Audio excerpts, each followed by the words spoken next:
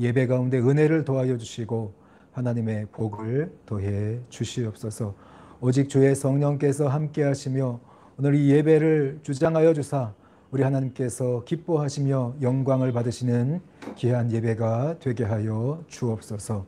주님 앞에 모든 것을 맡겨드립니다. 예수님의 이름으로 기도하옵나이다. 아멘. 오늘 야고보서, 오늘 이 하나님의 말씀은요, 야고보서 5장 1절에서 11절까지의 말씀으로 결말을 생각하라 라는 주제를 가지고 하나님의 말씀을 전하겠습니다. 우리가 장례식장을 가면은 여러분들 다 아마 장례식장을 가보셨을 겁니다.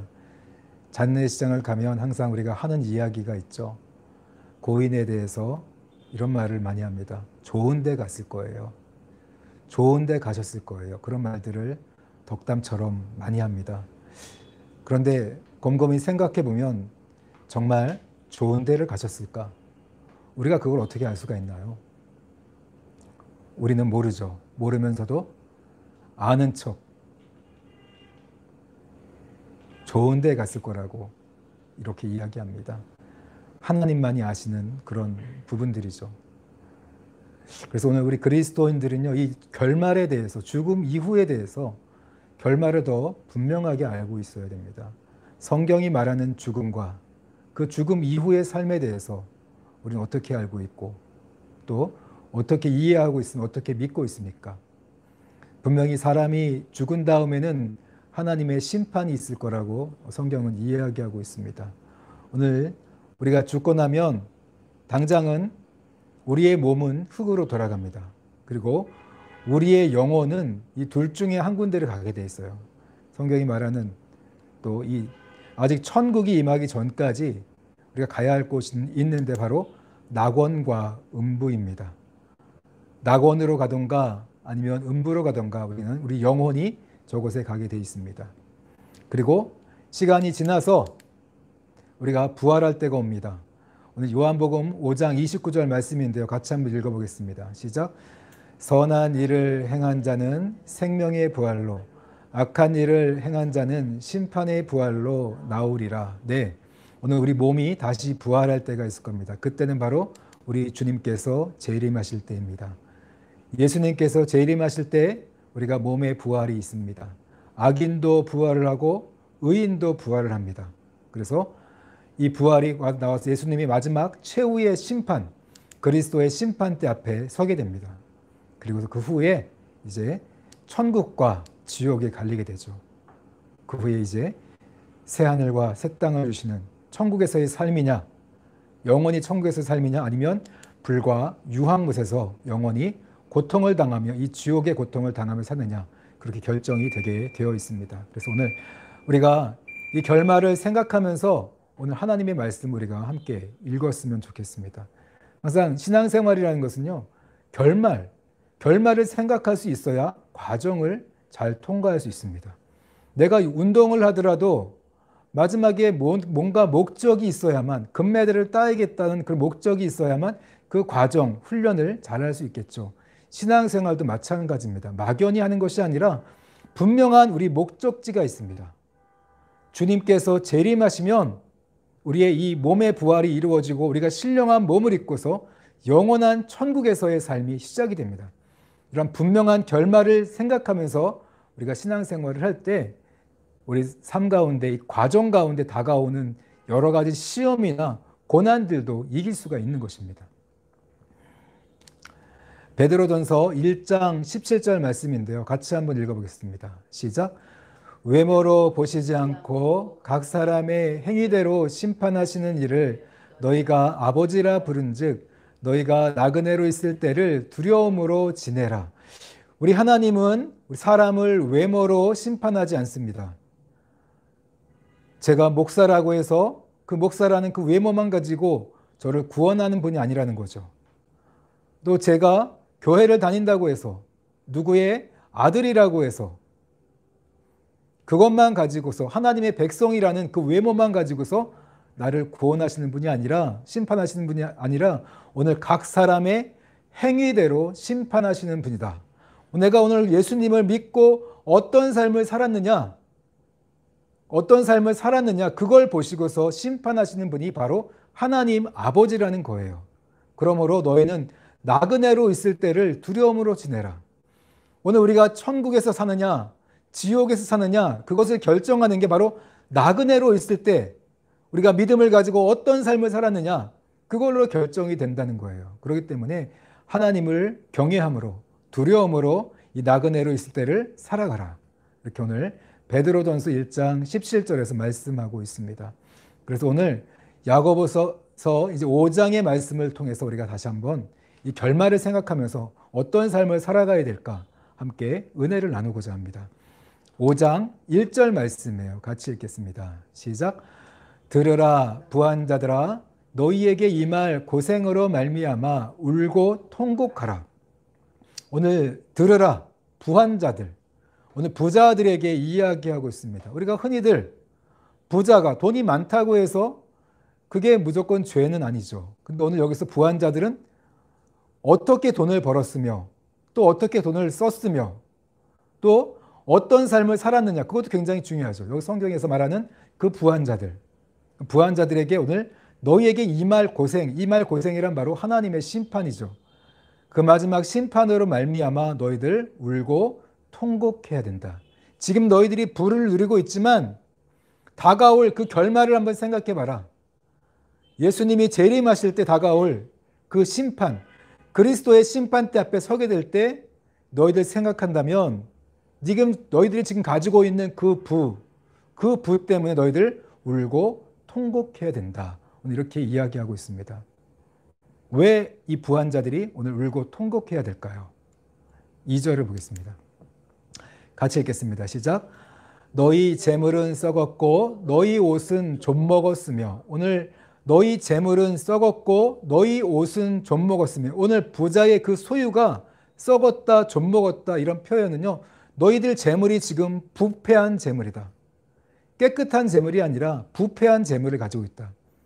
재물이 너희들 지금 부패했다, 썩었다. 너희들이 많은 재물을 가지고 있지만 그 재물은 썩은 재물이야, 부패한 재물이야. 그렇게 이야기하고 있습니다. 왜 부패하고 썩었을까요? 재물이 왜 부패하고 썩은 재물이었을까요? 우리 계속 3절을 보겠습니다. 자, 같이 읽겠습니다. 시작. 너희 금과 은은 녹이 슬었으며 이 녹이 너희에게 증거가 되며 불같이 너희 살을 먹으리라. 너희가 말세에 재물을 쌓았도다. 너희 또 금과 은, 그것이 녹이 슬었다.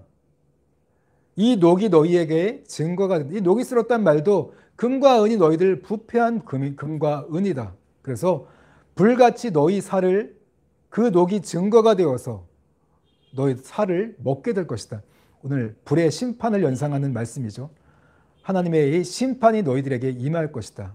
너희가 말세에 재물을 쌓았도다. 이렇게 이야기하고 있습니다.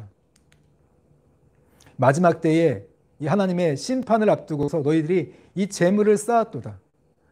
재물을 쌓았는데 하나님의 심판을 너희들이 생각하지 않고서 이 재물을 쌓았구나. 그래서 오늘 너희들의 이런 재물, 옷, 금과 은, 이 모든 것이 부패해서 결국 그것들이 너희들에게 심판받을 증거가 될 거다. 그것들 때문에 너희들이 심판을 당하게 되었다. 오늘 이렇게 이야기하고 있습니다. 계속해서 4절 말씀 같이 읽겠습니다. 시작.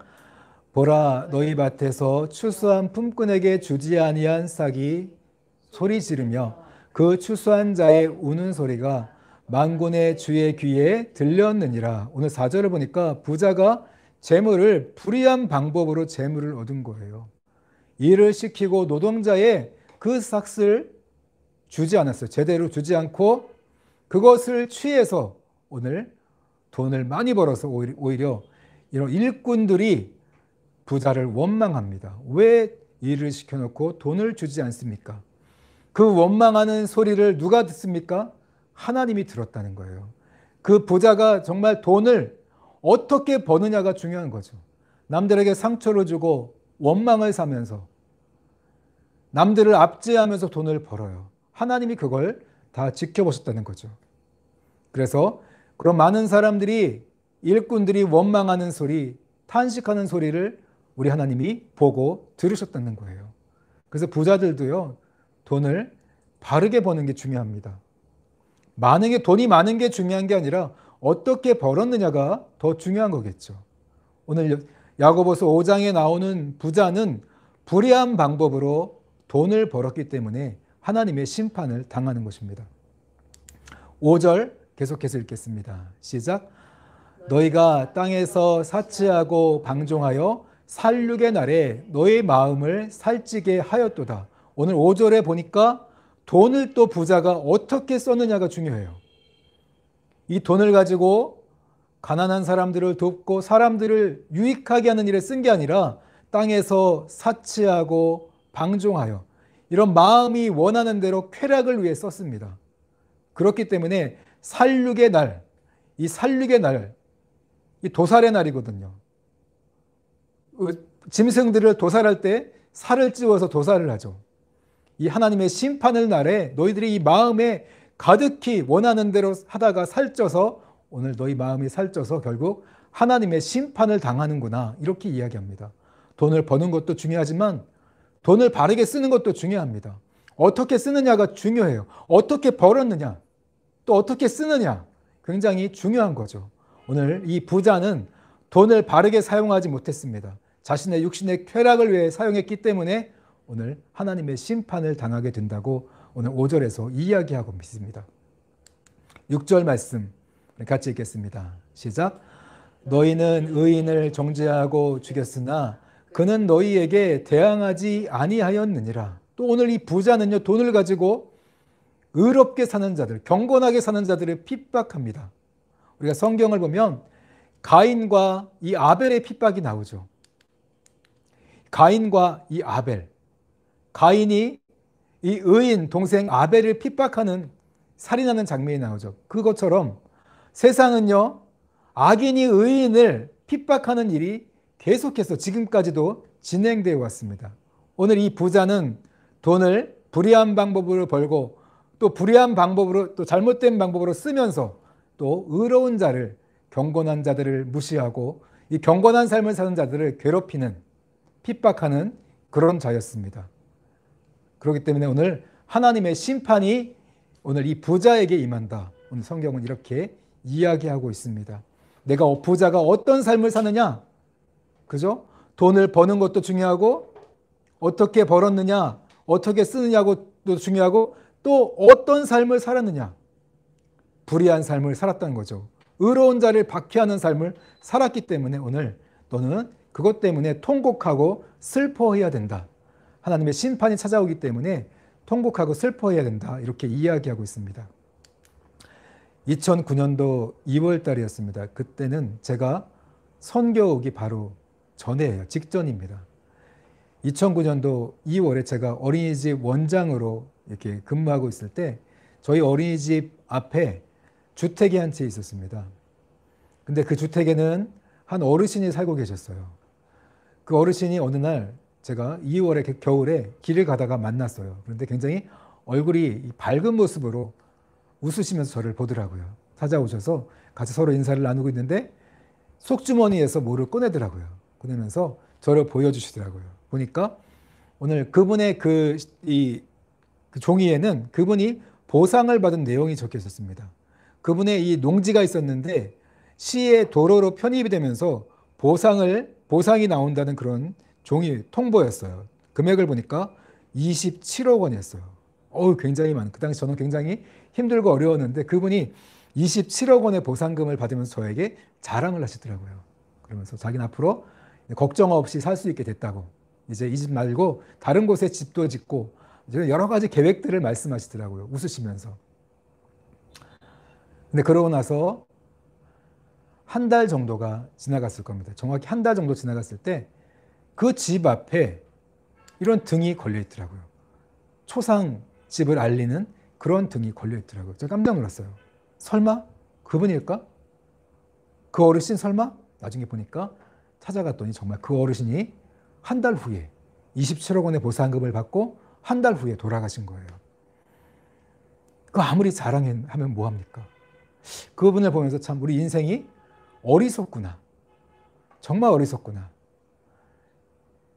그 순간 정말 뿌듯하고 행복했겠지만 한 달 후에 바로 죽음이 찾아올 것을 생각하지 못했던 거죠. 우리 인생이 바로 그렇습니다. 이런 물질을 의지하는 우리 인생이 이렇게 허망하다는 거죠. 그때 제가 뼈저리게 물질을 의지하는 인생은 정말 허망하구나, 그런 것을 느낄 수 있었습니다. 여러분 7절 말씀 우리 계속해서 같이 읽겠습니다. 시작. 그러므로 형제들아 주께서 강림하시기까지 길이 참으라. 보라 농부가 땅에서 나는 귀한 열매를 바라고 길이 참아 이른 비와 늦은 비를 기다리나니. 여러분 오늘 우리들은 성경에 나온 결말을 알고 있습니다. 마지막 그날에 주님께서 재림하셔서 모든 자를 심판하실 것입니다. 그리고 그 심판을 통과한 자는 영원한 천국에서의 삶을 살 것이고, 또 그 심판을 통과하지 못한 자들은 영원한 지옥에서 불못에 고통을 당하며 살아갈 것입니다. 우리가 천국이냐 지옥이냐를 결정하는 것은 오늘 지금 이 순간 이 땅을 살아가는 기간, 이 기간을 우리가 어떻게 살아갔느냐, 거기에 달려 있습니다. 우리가 예수님을 믿고 어떤 삶을 살아갔느냐에 따라서 천국이냐 지옥이냐가 결정되는 것이에요. 그러므로 형제들아 주께서 강림하시기까지 길이 참으라. 인내하라는 거예요. 인내해야 된다. 뭘 인내요? 보라 농부가 땅에서 나는 귀한 열매를 바라고 길이 참아 이른 비와 늦은 비를 기다리나니. 농부가 열매를 맺기 위해서 비를 기다리는 것처럼 오늘 주님의 강림을, 주님이 심판하시는 그때를 위해서 너희들 기다려야 된다. 그날까지 인내하고 참아야 된다. 인내하라는 거죠. 이런 어떠한 시련과 어떠한 고난이 찾아오더라도 말씀을 순종하면서 거기서 길이 참고 인내해라. 그렇게 이야기해 주고 있습니다. 8절 말씀인데요. 같이 읽겠습니다. 시작. 너희도 길이 참고 마음을 굳건하게 하라. 주의 강림이 가까우니라. 내 마음을 굳건하게 하라는 거죠. 흔들리지 않게 하고 주님의 재림을 향한, 재림을 기다리는, 마지막 심판을 기다리는 그 믿음으로 굳건히 기다려라. 참아라. 주의 강림이 가까운 거죠. 반드시 주님의 심판이 있다는 거예요. 누구에게나 그리스도의 심판이 찾아오기 때문에 오늘 길이 참으면서 굳건히 기다려라. 오늘 야고보서 1장 4절에서는요. 인내하라면서 인내를 온전히 이루라고 하죠. 인내가 굉장히 중요합니다. 그 인내하는 기간은요. 하나님이 심판의 때를 기다리는 그 기간도 되지만 또 인내하는 기간을 통해서 우리가 만들어지는 기간이에요. 우리 믿음이 하나님 앞에 부족함이 없는 믿음, 하나님 앞에 부족함이 없는 성품으로 만들어지는 그 시간이 바로 인내의 기간이에요. 인내를 통해서 만들어져 가기 때문에 너희들은 계속 주님이 심판하시는 그 때를 기다리면서 참고 인내해야 된다. 그래서 마지막 때는요, 그 인내하는 신앙이 굉장히 중요합니다. 주님의 그 재림을 기다리면서 언젠가는 누구나 주님의 심판대 앞에 서게 될 것입니다. 우리가 죽어서 낙원에 있다가 심판대 앞에 쓸 수도 있고, 또 살아서 주님이 재림하시면 바로 주님의 심판대 앞에도 설 수가 있는 것입니다. 그렇기 때문에 오늘 주님의 심판을 기다리면서 항상 재림을 기다리면서 우리가 인내하며 말씀을 순종하며 살아가라는 거죠. 9절 같이 읽겠습니다. 시작. 형제들아 서로 원망하지 말라. 그리하여 심판을 면하리라. 보라 심판주가 문 앞에 서 계시느니라. 그래서 오늘 이런 어려움들이 찾아올 때 우리가 서로 원망하기 쉽습니다. 남들에게 내 탓이 아니라 누구 때문에 남의 탓을 하기 쉬워요. 그리고 남의 탓을 하지 마라. 탓하지 말고 죄를 짓지 말라는 거죠. 입술로 남 탓하면서 남을 정죄하면서 죄를 짓지 말라. 그래야 심판을 면하리라. 하나님 앞에 거룩하게 살라는 거죠. 이 마지막 때를 기다리면서 주님의 심판을 기다릴 때 가장 중요한 건 거룩함이잖아요. 죄를 지으면 안 되잖아요. 우리가 쉽게 남들을 원망하기 쉬워요. 힘들고 어려운 시간이 찾아오면 원망하기, 누구 때문에 그래, 당신 때문에 그래. 누구 때문에 내가 이렇게 됐어? 원망하기 쉽지만 그런 원망하는 데에 빠지지 말라. 그리하여야 심판을 면하리라. 보라, 심판주가 문 앞에서 계시느냐. 주님이 지금 계시고 기다리는 거죠. 우리 앞에서 계시면서 이 모든 상황을 지켜보고 계시기 때문에 우리는 인내해야 돼요. 참고 인내하면서 오히려 나를 돌아보며 내 신앙을 더 성숙해지는 그런 시간들을 가져야 된다는 거죠. 10절 말씀이에요. 같이 읽겠습니다. 시작. 형제들아, 주의 이름으로 말한 선지자들을 고난과 오래 참음의 본으로 삼으라. 또 이 마지막 때에 정말 필요한 건 선지자들의 고난과 오래 참음을 본으로 삼으라는 거예요. 선지자들을 본받으라는 거죠. 선지자들이 어땠습니까? 하나님의 말씀을 전하고 하나님의 말씀을 행하기 때문에 수많은 핍박과 박해를 당했죠. 그러나 어려운 시간들이 지나면 하나님께서 반드시 역사하실 것을 믿었기 때문에, 하나님께서 일하실 것을 믿었기 때문에, 그 말씀대로 행하실 것을 믿었기 때문에 선지자들이 참고 인내하면서 그 말씀들을 전했죠. 그것처럼 오늘 우리들도 이 마지막 때의 신앙을 살아가면서 선지자들의 그 고난을 본받는 삶을 살아가는 거죠. 주님이 반드시 오신다.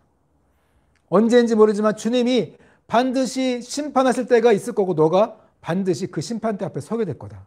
그걸 믿음으로 여러 가지 어려움들이 있어도, 더 고난이 있어도 참고 기다리면서 인내하라는 거죠. 마태복음 5장 11절과 12절 말씀도 같이 한번 읽어보겠습니다. 시작. 나로 말미암아 너희를 욕하고 박해하고 거짓으로 너희를 거슬려 모든 악한 말을 할 때에는 너희에게 복이 있나니 기뻐하고 즐거워하라. 하늘에서 너희의 상이 큼이라. 전에 있던 선지자들도 이같이 박해하였느니라. 이 모든 선지자들도 이렇게 박해를 받으면서 또 오히려 하늘의 큰 상을 받았다는 거죠. 오늘 이 선지자들의 본을 삼아서 우리가 이런 어려움들, 핍박들을 이겨나갈 때 선지자들의 본을 삼아서 우리 삶 가운데 다가오는 핍박, 어려운 고난들을 우리가 감당하고 인내하며 이겨나갈 때 하늘에서의 상이 크다는 거예요. 선지자들의 고난을 우리가 본받는 삶을 살라는 거죠. 11절입니다. 같이 읽겠습니다. 시작. 보라, 인내하는 자를 우리가 복되도다 하나니 너희가 욥의 인내를 들었고 주께서 주신 결말을 보았거니와 주는 가장 자비하시고 긍휼히 여기시는 이시니라. 네, 욥이 의인의 고난이죠. 욥의 의인처럼 고난을 당하라는 거예요. 죄를 지으면서 고난을 당하라는 것이 아니라 하나님의 말씀을 순종하면서 의인의 고난을 당하라. 거룩하게 살아가면서, 의롭게 살아가면서 참고 인내하는 그 의인의 고난을 당하라. 그래서 오늘 욥이 인내를 통해서 하나님의 큰 복을 경험했죠. 이것처럼 너희들도 의인의 고난을 받아 욥처럼 하나님의 그런 은혜와 복을 받아라. 여러분, 우리가 의롭게 살아갈 때 하나님의 말씀을 붙들고 지금의 이 현실 가운데서 고난을 이겨내고 핍박을 이겨내고 그걸 감당하며 살아갈 때 하나님이 우리를 불쌍히 여기시고 또 하나님의 자비가 우리 가운데 찾아온다는 거예요. 죄를 범하지 말고 오히려 의롭게 살아가라고 오늘 본문은 이야기하고 있습니다.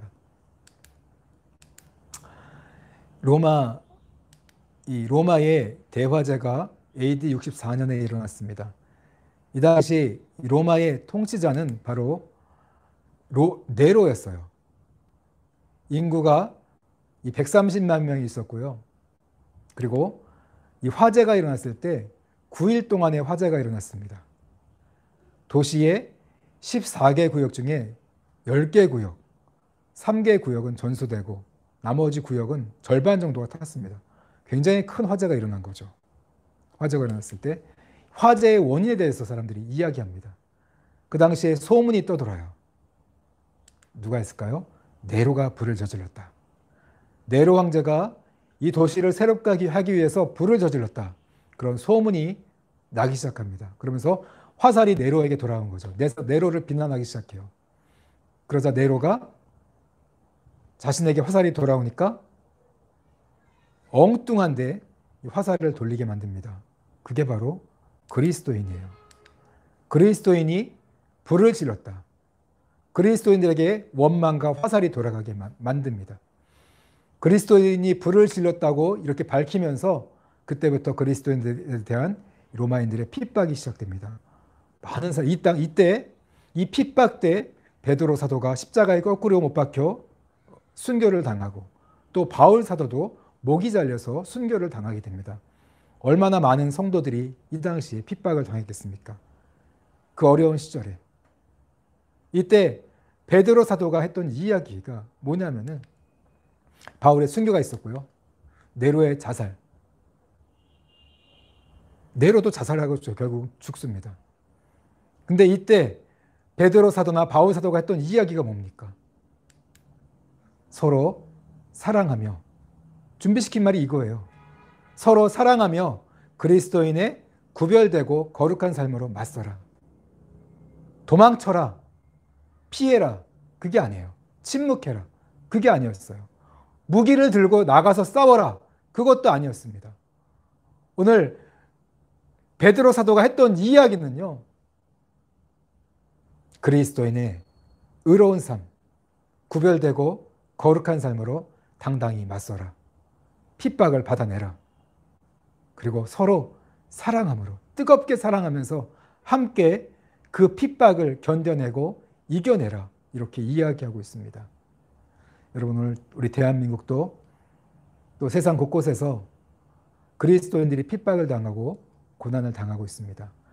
우리가 이 마지막 시대 코로나 덕분에 정말 어려운 일들을 굉장히 많이 겪고 있습니다. 교회들도 대면 예배를 마음대로 잘 드리지 못하고 또 애매하게 고난을 당하는 그런 교회들도 많습니다. 이럴 때 우리가 어떻게 살아가야겠습니까? 오늘 야고보서의 말씀을 생각하면서 우리는 결말을 생각해야 돼요. 우리는 땅에 소망을 둔 자가 아닙니다. 하나님은 하늘에 소망을 두기 위해서 하늘에서 예수님을 이 땅에 보내주셨어요. 예수님을 보내주신 이유가 뭐예요? 하늘로부터 보내주신 이유가 뭡니까? 땅에서 잘 먹고 잘 살라고 예수님을 보내주신 게 아니에요. 하늘에 소망을 두고 살라고 하늘에 계신 예수님을 이 땅에 보내주신 것입니다. 오늘 우리는 그리스도인이에요. 이 땅에 소망을 둔 자가 아니라 하늘에 소망을 두고 살아가는 자입니다. 그리고 마지막 결말을 아는 자예요. 우리의 마지막 결말은 그리스도의 심판대 앞에서 결정되게 될 것입니다. 그렇기 때문에 오늘 이 과정을, 이 결말을 결정하는 게 이 과정이에요. 어떻게 살아갈 것인가.